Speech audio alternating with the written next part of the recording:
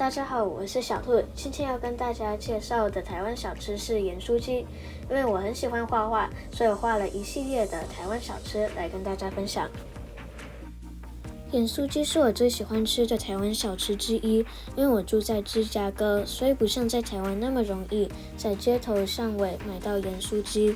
于是我常常要求妈妈做盐酥鸡给我吃。每次只要妈妈做盐酥鸡给我吃，我都吃得津津有味，齿颊留香呢。你们也跟我一样喜欢吃盐酥鸡吗？下面我就跟大家介绍盐酥鸡的由来。如果要大家票选最好吃的台湾小吃，相信盐酥鸡一定名列前茅。酥酥脆脆的口感，搭配上九层塔特殊的香气，常常让人路过盐酥鸡摊忍不住点上一份。然而，你可能不知道，这样街头巷尾随处可见的台湾小吃，竟然是在美国炸鸡引进台湾后才研发出来的。图片中绿色的叶子就是九层塔，它有一种特殊的香气。时间回溯到民国60年代的台湾，当时美式炸鸡店刚进军台湾，全台随之引起一股炸鸡热潮。许多人看到了这股商机，便开始推摊车在街上卖起美式炸鸡。台南有一对新婚的叶姓夫妻，也跟上了这一波商机。白天在家族的养鸡场工作，晚上则在街头卖炸鸡。当然，美式炸鸡不同的是，叶太太发现美式炸鸡太大块不好咬，吃完后又满嘴满手油腻腻的，所以便将自己所卖的鸡肉切成一小块一小块，腌制后裹粉油炸，起锅后再撒上特制的胡椒粉和辣椒粉。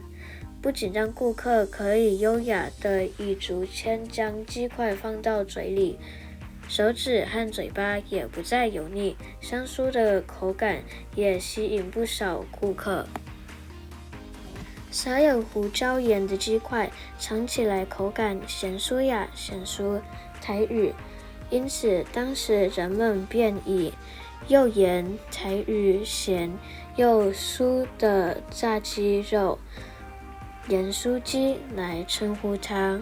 夫妻俩也觉得这称呼既特别又好记，便以一张瓦楞纸作为招牌立于摊车上，上写以盐酥鸡为名。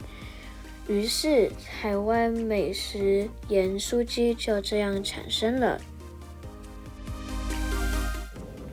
后来随着盐酥鸡的生意越来越好，叶氏夫妻便在摊子上多加了几样食材，例如米血糕、丸子、热狗、豆干等。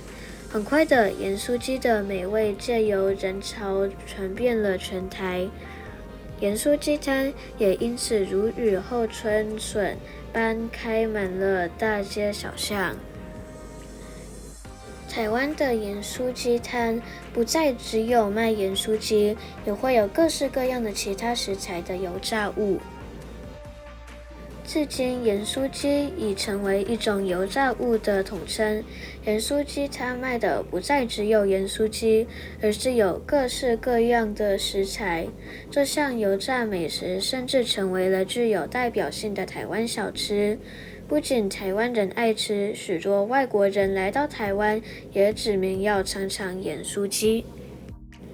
这是我妈妈做的盐酥鸡，除了有炸盐酥鸡外，也有炸米血哦。